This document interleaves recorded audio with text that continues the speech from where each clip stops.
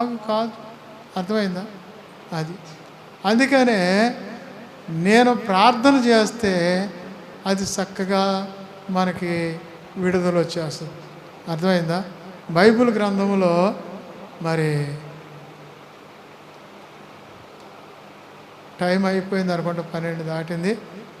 సరే, నేను తీసుకున్న ప్రసంగం వదిలే కానీ ఇంకొక మాట చెప్తాను చూడండి. పరిశుద్ధ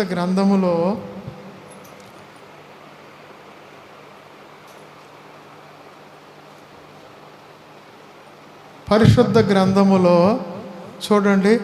నేను ఈ మధ్య ఆ ఎస్తేరమ్మ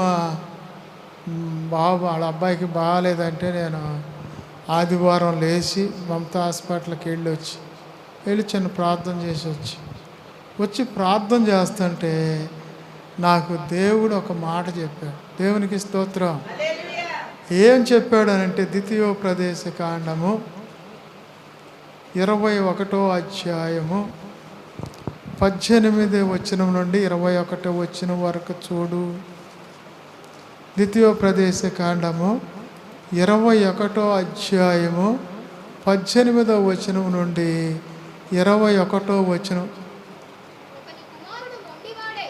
ఒకని కుమారుడు మొండివాడై తిరగబడి తండ్రి మాట గాని తల్లి మాట గాని వినకయుండి వారు అతడు శిక్షించిన తరువాత విధేయుడు కాకపోయినా అతని తల్లిదండ్రులు అతనిని పట్టుకుని ఊరి గవిని యొద్ద కూర్చుండు పెద్దల యొద్దకు అతను తీసుకొని వచ్చి, మా కుమారుడైన వీడు మొండివాడై తిరగబడి ఉన్నాడు. మా మాట వినక తిండిపోతును త్రాగుబోతును ఆయనని ఊరి పెద్దలతో చెప్పవలెను. అప్పుడు ఊరు ప్రజలందరూ అబ్బా, ఎంత కఠినమైన శిక్ష! ప్రార్థన. పరిశుద్ధుడైన తండ్రి, చిన్న వాక్యంలో మాతో మాట్లాడమని యేసునామములో అడుగుతున్నాం తండ్రి, ఆమేన్. బైబిల్ గ్రంథంలో నేను ప్రార్థన చేస్తే దేవుడు స్పష్టంగా చెప్పాడు. అర్థమైందా? ఈ వాక్యం నాకు కూడా తెలియదు కానీ దేవుడు తెలియపరిచాడు. ఏమనంటే పాత నిబంధన కాలంలో ఇట్లా జరిగింది. అర్థమైందా? కనుక తల్లిదండ్రులతో జాగ్రత్తగా ఉండలేదు ఆ పిల్లోడు. తల్లిదండ్రులతో ఎలా ఉండాలంట? జాగ్రత్తగా ఉండాలి. అర్థమవుతుందా? బైబిల్లో అంటాడు, ఈ మాట చూస్తే నాకు ఆశ్చర్యం వేసింది. ఒకని కుమారుడు మొండివాడై తిరగబడి తండ్రి మాట కానీ తల్లి మాట కానీ వినకుండి వారు అతన్ని శిక్షించిన తరువాత అతడు వారికి విధేయుడు కాకపోతే, పూర్వకాలంలో అట్లా జరిగిందంట. మొండోడైపోయి తల్లిదండ్రుల మాట వినక, అర్థమైందా, వాళ్ళు కొట్టినా తిట్టినా శిక్షించినా వినకపోతే, పాలే కాదు నువ్వే కాదు నేనే కాదు అందరూ ఎవడైనా ఎవడి కొడుకులైనా ఎవడి కూతుళ్ళైనా, అర్థమైందా, ప్రతి ఇంట్లో ఉంటారు ఇలాంటి బ్యాచ్. ఉంటారా లేదా? అందరి ఇళ్లలో ఉంటారు. ఒక తల్లికి 2 కొడుకులు ఉంటే 2లో ఒకడు అదే ఉంటాడు. అది అయితే శిక్షించిన కూడా వాడు విధేయుడు, తల్లిదండ్రులకు విధేయుడు కాకపోయిన ఎడల అతడిని తల్లిదండ్రులు అతన్ని పట్టుకొని ఊరి గవిని యొద్ద కూర్చుండా పెద్దల యొద్దకు తీసుకెళ్ళాలంట. ఏడ తీసుకెళ్ళాలి? పెద్ద మనుషుల దగ్గర తీసుకెళ్ళాలంట. ఆ పెద్ద మనుషుల దగ్గరికి తీసుకెళ్తే ఏం చెప్తారాడు? తీసుకొని వచ్చి, మా కుమారుడైన వీడు మొండివాడై తిరగబడి ఉన్నాడు. ఈ మా మాట వినక తిండిబోతులతోనూ త్రాగుబోతులతోనూ అతనిని ఆయనని ఊరి పెద్దలతో చెప్పవలెను. అప్పుడు ఆ ఊరి ప్రజలు అది పాత నిబంధనలో జరిగిందంట. అట్లు ఆ చెడుతనాన్ని నీ మధ్య నుండి పరిహరించుదువు అంటాడు. అర్థమైందా? పూర్వము పాత నిబంధన కాలంలో యేసుక్రీస్తు పుట్టక పూర్వం, అర్థమైందా? 10 ఆజ్ఞల్లో ప్రతి ఒక్కటి ఏంటంటే కంటికి కన్ను, పంటికి పన్ను, ప్రాణానికి ప్రాణం తీయమనేది. ఒకడు పన్ను ఎరగొట్టాడనుకో, నువ్వు కూడా వాడు పన్ను ఎరగొట్టు. వాడు కన్ను పోగొడితే నువ్వు కూడా పోగొట్టు. వాడు చెయ్యి ఎరగొడితే నువ్వు కూడా చెయ్యి ఎరగొట్టు. వాడు ప్రాణం తీస్తే నువ్వు కూడా ప్రాణం తీ అనేది పాత నిబంధన. అలా జరిగింది పూర్వకాలంలో, అర్థమైందా? ఇప్పుడు అలా జరిగిన వాళ్ళు ఏం చేశారంటే, వాళ్ళు ఊరి పెద్దలు వినని వాడిని, తల్లిదండ్రుల మాట వినపోయినా పెద్దల మాట వినపోయినా రాళ్ళు పెట్టి కొట్టేసేవాడు అంట. అలాంటి పరిస్థితి చూసారా? అందుకనే ఏ యొక్క పిల్లలైతే తల్లిదండ్రుల మాట కరెక్ట్గా వింటారో, యాజ్ పర్ రూల్, ఖచ్చితంగా వాళ్ళు దీవించబడతారు. అంతే. దేవునికి స్తోత్రం. ఇస్సాకు యాకోబును దీవించాడు, ఆయన దీవించబడ్డాడు. అంతే. యేషోబు తర్వాత వచ్చిన ఆయన, నాకు ఒక్క దీవెనైనా లేదా, ఒక్క దీవెనైనా లేదా అని అడిగాడు. లేదు నాయన, నీ సహోదరుడు వచ్చి ఏటాడి మాంసం తీసుకొచ్చి భోజనం పెట్టాడు, నేను దీవించేశాను, అన్ని దీవెనలు వెళ్ళిపోయినాను. ఏ తల్లిదండ్రులు దీవిస్తారో ఆ కూతురైనా ఆ కొడుకైనా దీవించబడతారు. అంతే. ఏ తల్లిదండ్రులు అయితే శపిస్తారో ఆ కొడుకైనా కూతురైనా శపించబడద్దు. అంతే. అర్థమైందా? అందుకనే తల్లిదండ్రుల మాట చక్కగా విన్నాం అనుకో, వాళ్ళు ఎప్పుడు నా కొడుకు గొప్పవాడు అవ్వాలి, ఆశీర్వాదకారకుడు అవ్వాలి, ఆస్తిపరుడు అవ్వాలి, విద్యావంతుడు అవ్వాలి, ఉద్యోగస్తుడు అవ్వాలి, సిరి సంపదలు సకల ఐశ్వర్యాలు కలిగి ఉండాలి అని దీవిస్తాడు. అర్థమైందా? అలా దీవెనలు మనకి తల్లిదండ్రుల దగ్గరే పొందుకోవాలి ముందు. అర్థమవుతుందా? నువ్వు ఎంత డిగ్రీలు చదివినా, ఎంత గొప్ప చదువులు చదివినా, ఏది చేసినా అవుతుందే, అది ఊరికి జనరల్ నాలెడ్జ్ అంతే. అంతేగాని అక్కడ దీవెనలు రావు చదివినందువలన. చాలామంది చదువుకుని, ఒక ఆయన మేము ఇక్కడ గుడి కట్టినప్పుడు కొత్తలో ఇక్కడ ఏమి ఇళ్ళు లేవు. ఒక ఆయన ఆ డొంకనే అట్టు వెళ్తా రోడ్డునే, అది డొంక అప్పుడు రోడ్డు కూడా లేదు, అక్కడ పడిపోయాడు. పడిపోతే పొద్దున్నుంచి సాయంత్రం దాకా పడి ఉంటే భార్య రిక్షా తీసుకొచ్చి ఆమె ఏమంటుంది చూసావా, నీ ఉద్యోగం ఏంటి, నీ లెవెల్ ఏంటి, నీ పొజిషన్ ఏంటి, నువ్వు తాగి ఎక్కడ పడిపోవటం ఏంటి, ముందెక్కుపోయి అని తిట్టుకుంటా పాపం ఆమె లేపలేక ఆ రిక్షా ఓడు ఆమె కలిసి రేపు దాంట్లో తీసుకుని వెళ్తున్నారు.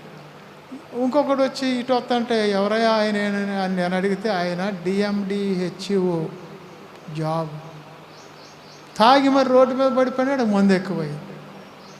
అర్థమవుతుందా?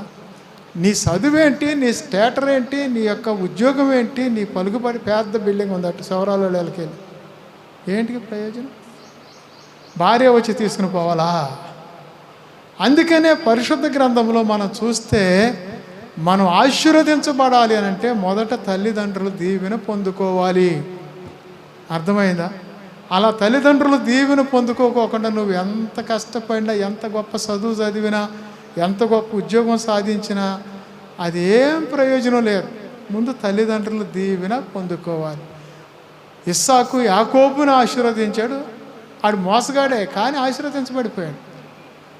యేషోబుని ఆశీర్వదించలేదు, ఆయన ఆశీర్వాదం దొరకలేదు ఆయన. కనుక బైబిల్లో మార్కు సువార్తలో యేసు ప్రభు చెప్తాడు చూడండి, 7వ అధ్యాయం 10వ వచనం. త్వరగా చూడండి, టైం అయిపోయింది, అందుకే నేను ఈ వాక్యం తీసుకున్నా. 7వ అధ్యాయం 10వ వచనం, మార్కు 7:10. రాసుకోవటాలు పూసుకోవటాలు తర్వాత ముందు టక్కన అందించండి.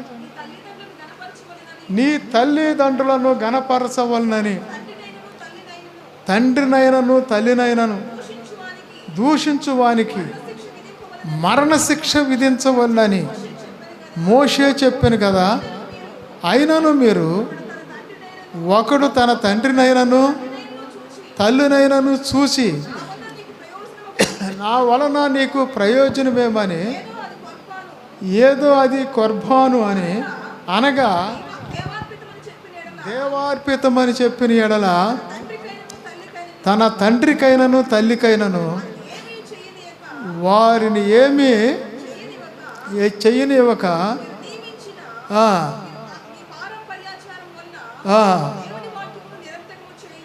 అది చాలు నేను చదువుతానేనండి. 10వ వచనం, నీ తల్లి తండ్రులను గణపరచవలనని తండ్రినైనను తల్లినైనను దూషించువానికి మరణశిక్ష విధించాలని మోషే చెప్పాడంట పాత నిబంధన గ్రంథంలో. అదే ఇందా చదువుకున్నది. తండ్రినైనను తల్లినైనను చూసారా, ఘనపరచవలనని, నీ తల్లిదండ్రులను ఘనపరచవలనని తండ్రినైనా తల్లినైనా దూషించువానికి మరణశిక్ష. తల్లిని తండ్రిని ఘనపరచాలంట. ఏం చేయాలి? ఘనపరచాలంట. నేను ఒక రోజున సత్యం గారి ఇంటికి వెళ్ళా. ఏది ఎస్తేరమ్మ సత్యం గారింటికి వెళ్తే వాళ్ళ అమ్మ ఉంది, సత్యం గారు వాళ్ళ అమ్మ. అర్థమైందా? వాళ్ళ అమ్మని ఆయన ఎంత జాగ్రత్తగా చూస్తున్నాడో నాకు ఆశ్చర్యం వేసింది. నాకు చాలా ఆశ్చర్యం వేసింది, చాలా ఆశ్చర్యం వేసింది. అర్థమైందా? ఆమెను ఎంత మర్యాదగా ఎంత గౌరవంగా చూస్తున్నాడు. ఆ ఎస్తరే రా మా అమ్మకి మంచిది, ఎస్తరే రా మా అమ్మకి అన్నం పెట్టు అని భలేగా చెబుతున్నాడు. నేను ఆశ్చర్యపడిపోయా. ఏంటి ఈయన ఫుల్గా మందు తాగి పిచ్చి పిచ్చిగా ఉంటాడు కదా, తల్లిని ఇంత గౌరవంగా చూసుకుంటాడంటే ఆమెను అడిగితే ఆమె అందు ఎప్పుడు అలాగే చూస్తాడండి. ఏది చేసినా తల్లికి తెచ్చి పెట్టుకుందే ఆయన ఉండడు. మనకు లేకపోయినా ఆమె పెడతాడు. వారు రోజులు మట్టి ఇక్కడే ఉంటుంది అని చెప్పి నాకు ఆశ్చర్యం వేసి, కనీసం జ్ఞానం లేకపోయినా, ధర్మశాస్త్రం తెలియకపోయినా, గుడికి రాకపోయినా, బైబిల్ తెలియకపోయినా ఎంత జాగ్రత్తగా ఆయన మందు తాగి పిచ్చోళ్ళలాగా ఉండా కూడా తల్లిని అంత బ్రహ్మాండంగా చూసుకుంటాడు. అలాగే తల్లిని ఒక మాట అంటే ఒప్పుకోరు. అందుకని ఇక్కడ అంటాడు యేసు ప్రభు చెప్తాడు, నీ తల్లిదండ్రులను గణపరచవలను, తండ్రినైనాను తల్లినైనా దూషించువానికి మరణశిక్ష విధించాలని మోషే చెప్పాను కదా. అయినను మీరు ఒకడు తన తండ్రినైనాను తల్లినైనాను చూసి నా వలన మీకు ప్రయోజనమేది ఏదో అది కొర్బానా అని చెప్పిన ఎడల ఏం ప్రయోజనం అంటాడు. తల్లిదండ్రులను చూసి నా వల్ల నీకేం ప్రయోజనం అని చెప్పి, నీకు నెలకింత ఇస్తాలే అమ్మ, నీకు ఇంత గాసం ఇస్తాలే, లేకపోతే నేను ఎలాగో ఒక నెల నా దగ్గర ఉంచుకుంటా, ఒక నెల అన్నయ్య దగ్గర ఉంటాడు, ఒక నెల తమ్ముడి దగ్గర ఉంటాడు అని చెప్పి చేయకోకుండా ఉంటేనండి చెయ్యరంట చాలామంది. అది కొర్బానా అంటారంటే అది దేవార్పితము అని. కొర్బానా అంటే దేవార్పితం అంట. చూసారా, తల్లి బొడ్లో డబ్బులు లాక్కుని వాడేసుకుని అమ్మ కొర్బానా అంటే దేవార్పితం అంటే నువ్వు తీసుకుని దేవార్పితం అంటే నువ్వు తీసుకున్నావు కదా బొడ్లో డబ్బులు. అర్థమైందా? నువ్వు తీసుకుని వాడుకొని తల్లిని గనపరచకుండా అది దేవార్పితం అంటే దేవార్పితం ఎట్ట అవుద్ది? దేవార్పితం అంటే గుళ్ళోకి తీసుకొచ్చి ఇదిగో ఈ సందాపేటలో వేస్తే దేవుడా నీకు దేవార్పితం చేస్తున్నాను అంటే అది దేవార్పితం అవుతుంది.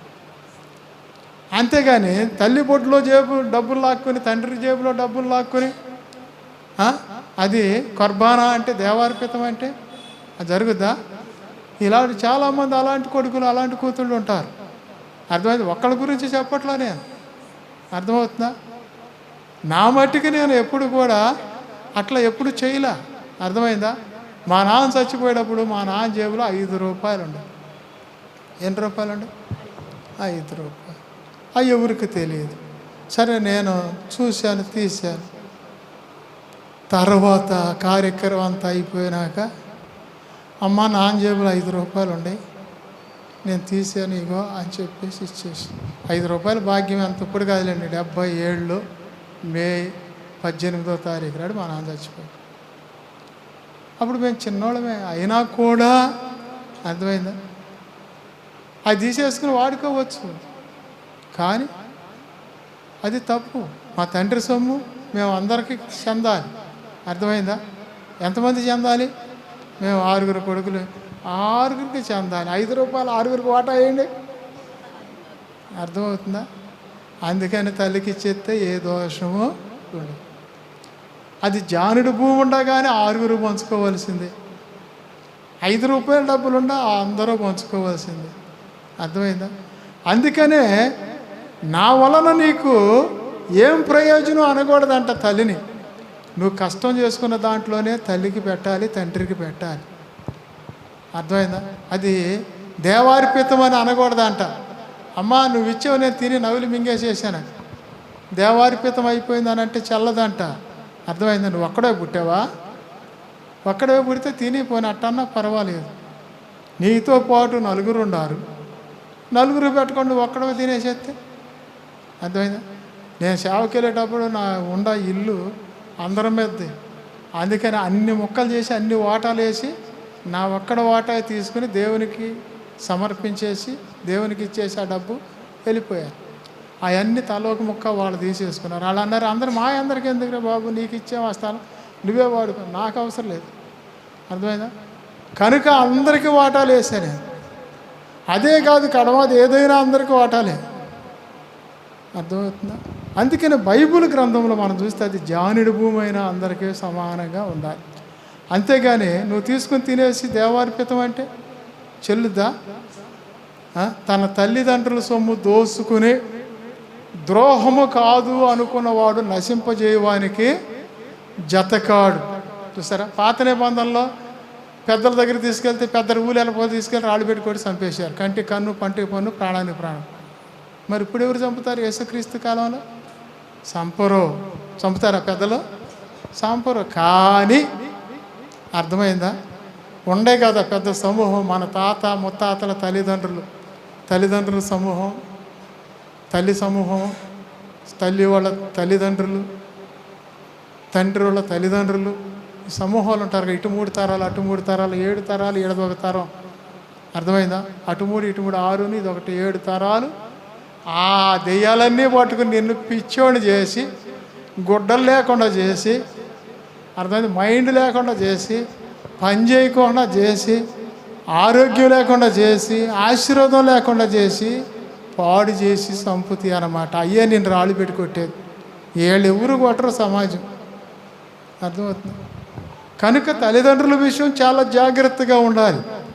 యేసు ప్రభు వారు అదే చెప్పాడు, తల్లిదండ్రులు గణపరచవలని, అలాగే తండ్రినైన తల్లిని దూషిస్తే మరణశిక్ష అన్నాడు. అర్థమైందా? మేము పూర్వకాలంలో తల్లిదండ్రులను దూషించిన వాళ్ళమే. అయితే ఇప్పుడు మాకు బుద్ధి వచ్చి అర్థం చేసుకుని మీకు చెబుతున్నాం. అలాగూ నువ్వు పిచ్చోడు ఎందుకు అవ్వాలి? నువ్వు రాళ్ళు పెట్టి సైతాలను కొట్టేస్తానే నేను. అర్థమైంది? గెరాసీన ప్రాంతంలో ఉన్నాడు, సేనా సమూహం పట్టినాడు. వాడంట కాళ్ళ సంఖ్యలు కానీ చేతి సంఖ్యలతో కానీ ఎవడు సాధువు చేయలేకపోయాడంట వాళ్ళు. అర్థమైందా? సంఖ్యలు ఎత్తే ఇనప సంఖ్యలు కూడా తెంపేసేవాడు. వాడు పోయి కొండల్లో కూర్చున్నాడంట, సమాధుల్లో. ఆ సమాధుల్లో కూర్చుంటే బట్టలు లేవంట, వస్త్రహీనుడు ఉన్నాడు. అర్థమైందా? ఎవరు సాధువు చేయలేకపోయారంట. కారణం ఏంటి? యేసు ప్రభు వారు అద్దరి నుంచి దరికి వచ్చాడు సముద్రం. ఆ గెరాసీన ప్రాంతంలో పరిగెత్తుకుంటే యేసు ప్రభు వారికి మొక్కి, అయ్యా నన్ను ఈ మనిషిలో నుంచి వెళ్ళిపోమని అనొద్దు అని చెప్పేసి వేడుకొని అంట దెయ్యాలు. అప్పుడు ఆయన అడిగాడంట, మీరు ఎంతమంది అని అడిగితే శానా అంటే శానా లెక్కలేనని. అంతేనా? ఇంచుమించు 2000 దెయ్యాలంట. 2000 దెయ్యాలు ఒక మనిషిని పట్టిన తర్వాత ఆ మనిషి సాధువు అవుతాడా? వస్త్రాలు కట్టుకుంటాడా? అన్నం తింటాడా? నీళ్లు తాగుతాడా? అలాగనే అతన్ని ఎవరైనా సాధువు చేయగలుగుతారా? ఎవరు సాధువు చేయలేరు. అందుకనే ఎప్పుడైతే మనం శానా సమూహం ఆవరిస్తాయో మనిషి సాధువు కాడు. ఎందుకు ఆవరిస్తాయనంటే తల్లిదండ్రులను గణపరచండి అన్నాడు.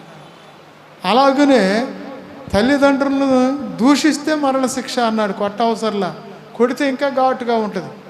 అలాగే మోషే చెప్పాను కదా, అయినాను మీరు ఒకడు తండ్రినైనాను తల్లినైనా అన్నం పెట్టుకోండి, నీళ్ళు ఈకోకుండా ముసలోళ్ళు అయినాక నిర్లక్ష్యం చేసి వాళ్ళని చూసారు గణపరచుకోకుండా ఉంటే ఈ శానా సమూహం అన్నీ దూరేస్తాయి. వాళ్ళు ఇంకా వాళ్ళు పిచ్చి అయిపోతారన్నమాట. అది అసలు విషయం. అర్థమైందా? ఇక్కడ బైబిల్లో ఒక మాట రాశాడు చూడండి.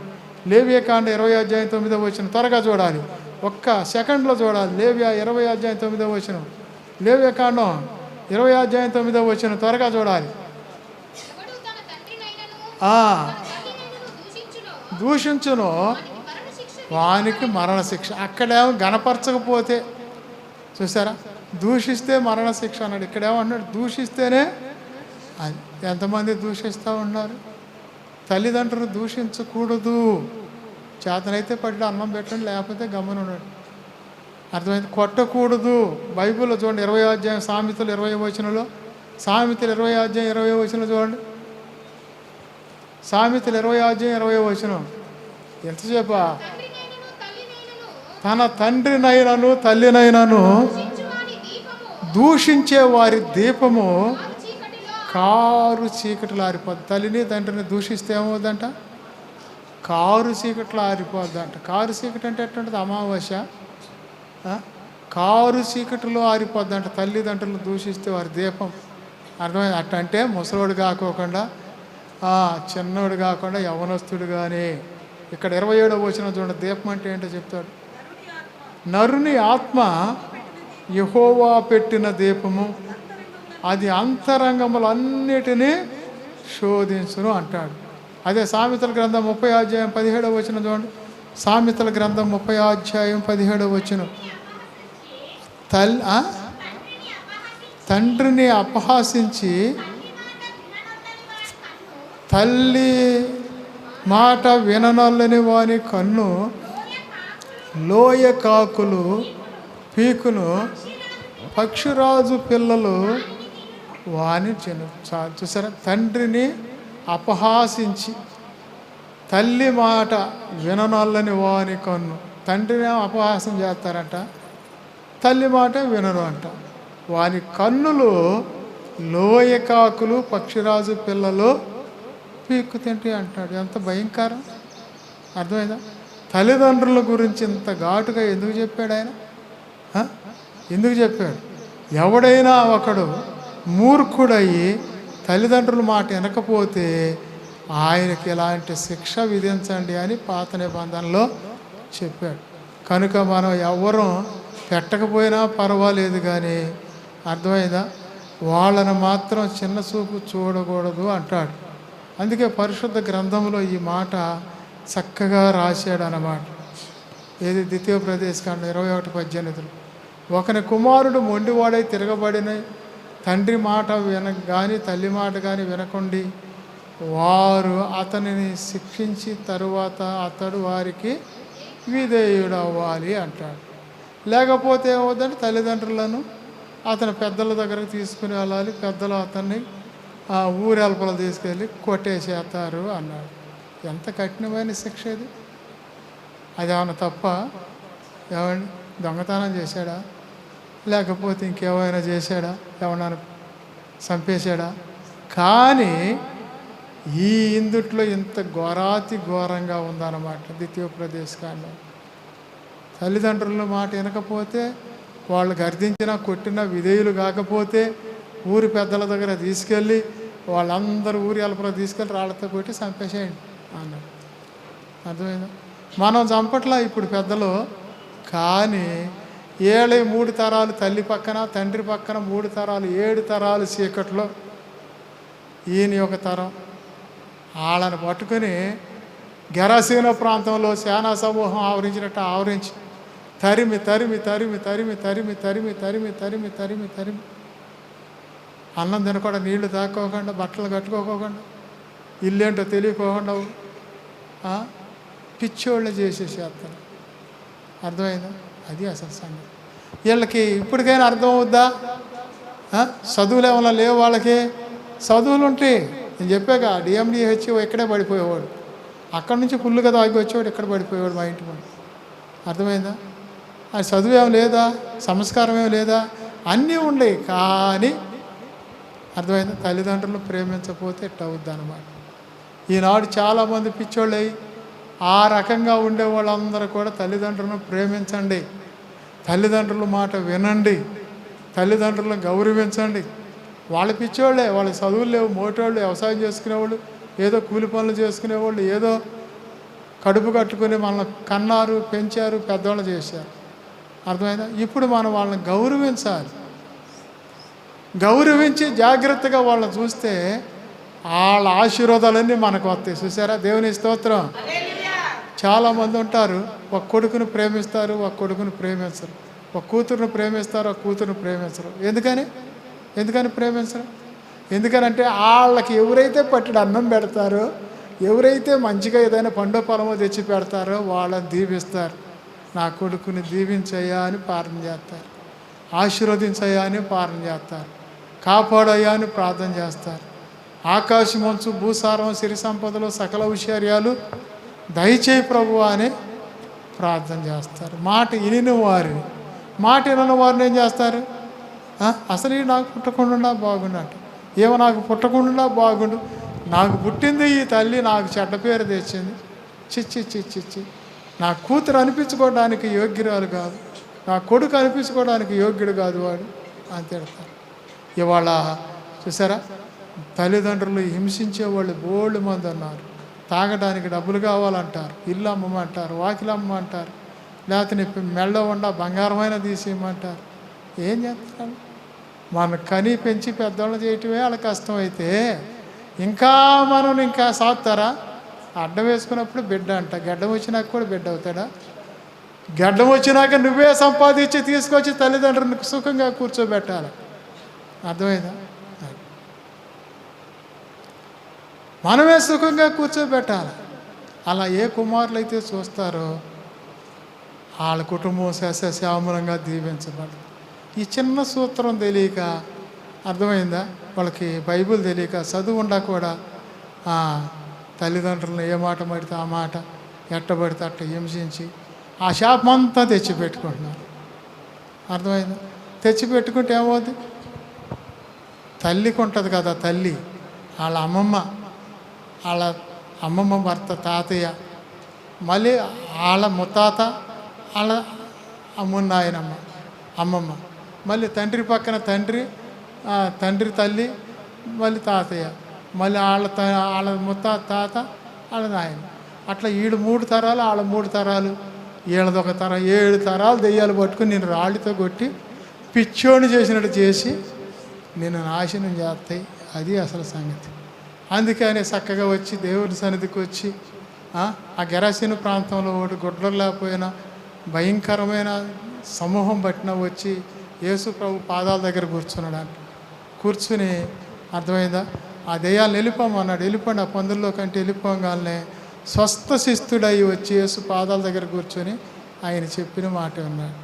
అలాగే ఎలాంటి స్థితిలో ఉండాలి, యేసయ్య దగ్గరికి వచ్చి కూర్చొని చక్కగా నీ పాప దోషాలను ఒప్పుకొని ప్రభు దగ్గర క్షమించమని అడిగి, అలాగనే తల్లిదండ్రులను క్షమాపణ అడుక్కొని ప్రేమించి దేవుణ్ణి చక్కగా, నన్ను క్షేమంగా కాపాడు, ఆశీర్వదించయ్యా, నేనే కష్టపడి వాళ్ళని సాధువు చేస్తాను, వాళ్ళని పెంచుతానని చెప్పి ఏ కొడుకు ఏ కూతురైతే సాధువు చేస్తుందో వాళ్ళకి దీర్ఘాయుష్ ఉంటుంది.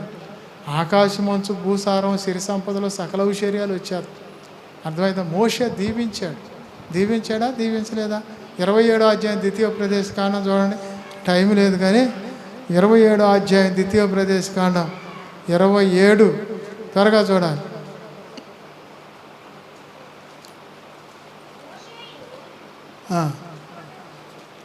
ద్వితీయోపదేశ కాండం 27.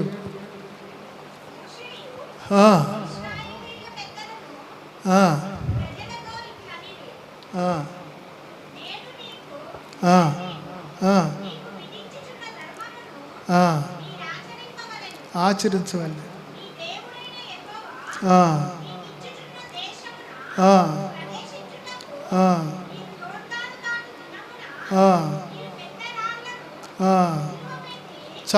చాలు.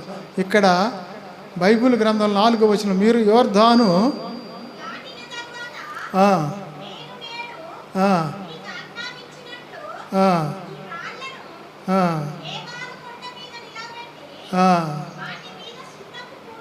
చాలు. 11వ వచనం, ఆ దినమందు మోషే ప్రజలకు ఆజ్ఞాపించినదేమనగా, మీరు యోర్దాను దాటిన తరువాత సిమ్యోను లేచి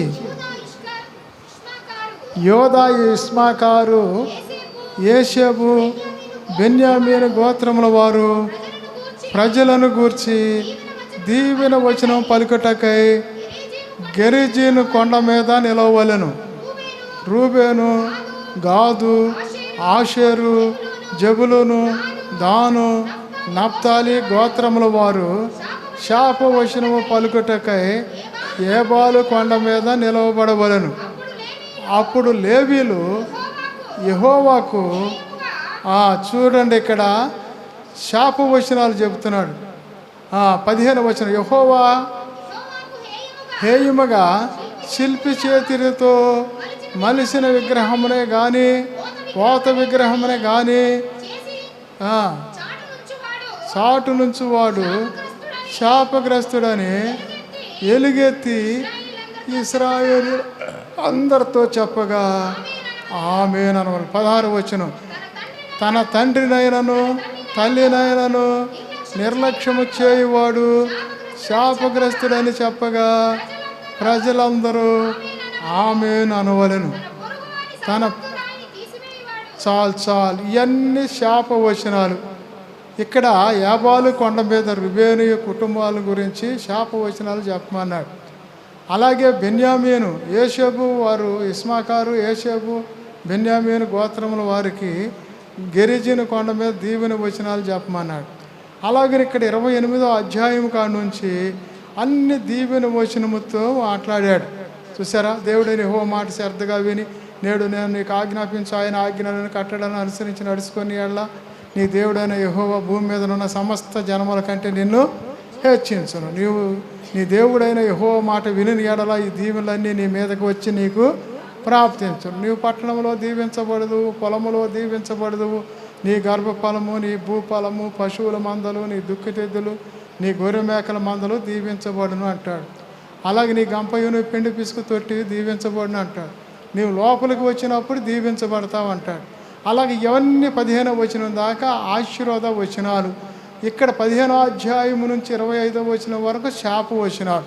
ఈ రెండు చెప్పాడు. రుబేను యొక్క సంతతి వారి మీదకి శాప వచనాలు, అలాగే ఆయన ఆజ్ఞలు కట్టడలు గైకొనే వారికి ఏమో దీవెన వచనాలు. అర్థమైందా? ప్రార్థన చేసుకుందాం. దేవుడి మాటలు దీవించిన పరిశుద్ధుడైన తండ్రి, ప్రేమ గల యేసయ్యా నీకు వందనాలు, స్తోత్రాలు. చిన్న వాక్యం నాతో మాతో మీరుండి మాట్లాడి మహిమ పొందమని వినగలిగిన చెవి గ్రహించగలిగే హృదయం అందరికీ దయచేసినందుకు నీ స్తోత్రాలు చెల్లిస్తూ మేము దీవించబడాలి, ఆశీర్వదించబడాలి అని ప్రభువా తల్లిని తండ్రిని సన్మానించమన్నా. తల్లిదండ్రులను దూషిస్తే మరణశిక్ష అని చెప్పావు.